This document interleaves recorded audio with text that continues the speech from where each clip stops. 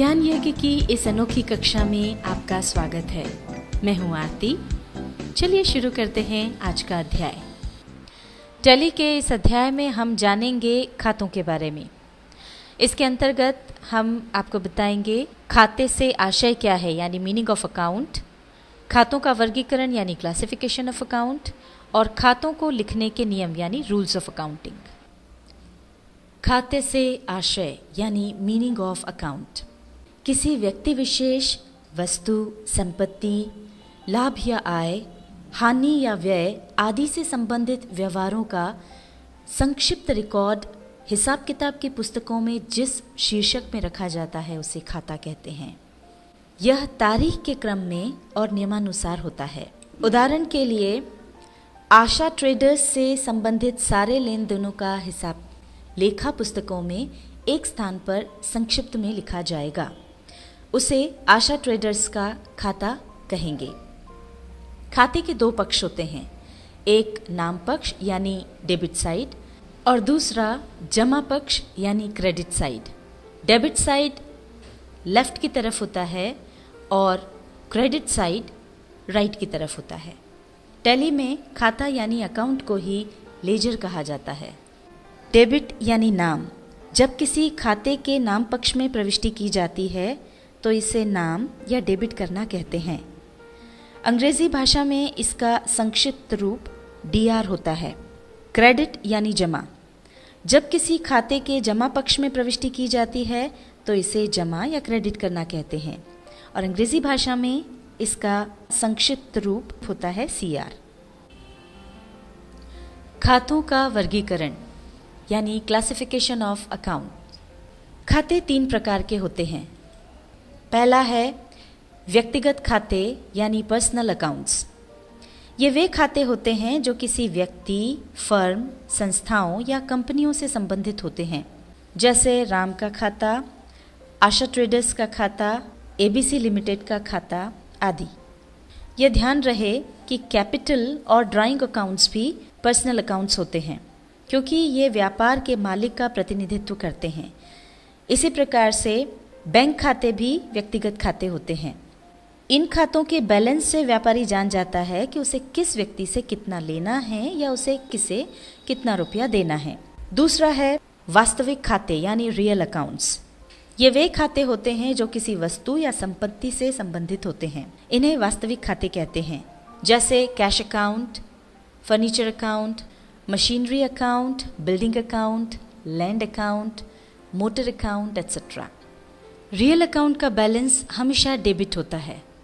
तीसरा है नाम मात्र के खाते यानी नॉमिनल अकाउंट्स। ये वे खाते होते हैं जिनका संबंध किसी लाभ या हानि या आय या व्यय से होता है। इन्हें आय व्यय के खाते भी कहते हैं, जैसे interest account, discount account, commission account, wages account, purchase account, sales account इत्यादि। इन खातों का टोटल साल भर की आय एवं व्यय को दर्शाता है और साल के अंत में इन्हें व्यापार एवं लाभ हानि खाते में हस्तांतरित करके बंद कर दिया जाता है। खातों को लिखने के नियम यानी रूल्स ऑफ अकाउंटिंग। पहला है व्यक्तिगत खाते यानी पर्सनल अकाउंट्स लिखने का नियम। पाने वाले को डेबिट करो तथा देने वाले को क्रेडिट करो, यानी debit the receiver and credit the giver. ध्यान रखें, जब भी हम कोई लेन देन करते हैं तो दो खाते प्रभावित होते हैं। आइए इसे अब उदाहरण द्वारा समझते हैं। मान लीजिए हमने राम को 1000 रुपए चुकाए। अब यहाँ पर दो खाते प्रभावित हुए, एक तो राम का अकाउंट और दूसरा कैश अकाउंट जो कि रियल अकाउंट के अंतर्गत आता है। चूंकि राम का अकाउंट पर्सनल अकाउंट है और राम कैश प्राप्त करता है, इसलिए नियमानुसार उसका खाता डेबिट होगा। अब मान लीजिए हमें कृष्ण से 5000 रुपए प्राप्त हुए। यहाँ भी दो खाते प्रभावित हुए, एक तो कृष्ण का खाता जो कि पर्सनल अकाउंट है और दूसरा कैश अकाउंट जो कि रियल अकाउंट है। चूंकि यहाँ पर कृष्ण देने वाला है, इसलिए नियमानुसार उसका खाता क्रेडिट होगा। रियल अकाउंट्स यानी वास्तविक खाते लिखने का नियम। जो वस्तु व्यापार में आए उसे डेबिट करो और जो वस्तु व्यापार से जाए उसे क्रेडिट करो, यानी debit what comes in and credit what goes out. Personal accounts के उदाहरण में जैसा कि हमने बताया था कि राम को हमने 1000 रुपये चुकाए, यानी कैश बाहर गया, इसलिए कैश अकाउंट क्रेडिट होगा।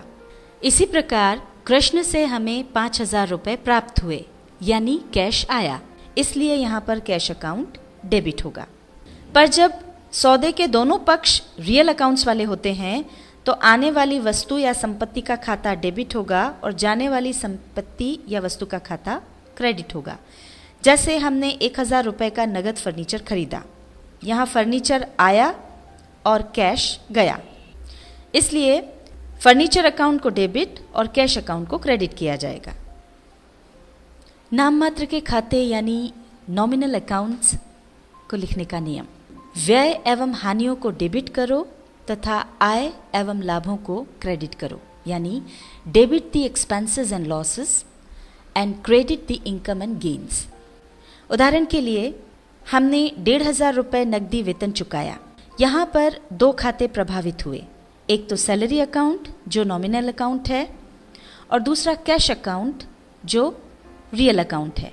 इसलिए एंट्री करते समय दोनों खातों के नियमों का ध्यान रखा जाएगा।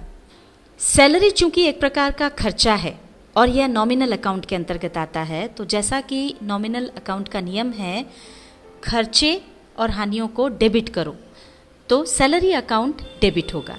और कैश अकाउंट रियल अकाउंट के अंतर्गत आता है, और जैसा कि रियल अकाउंट्स लिखने का नियम है कि जो वस्तु व्यापार से जाए उसे क्रेडिट करो, और चूंकि यहाँ पर कैश गया है इसलिए कैश अकाउंट को क्रेडिट किया जाएगा। टैली के इस अध्याय में हमने जाना खातों के बारे में। इसमें हमने आपको बताया खाते से आशय क्या है, यानी मीनिंग ऑफ अकाउंट, खातों का वर्गीकरण यानी क्लासिफिकेशन ऑफ अकाउंट, और खातों को लिखने के नियम यानी रूल्स ऑफ अकाउंटिंग।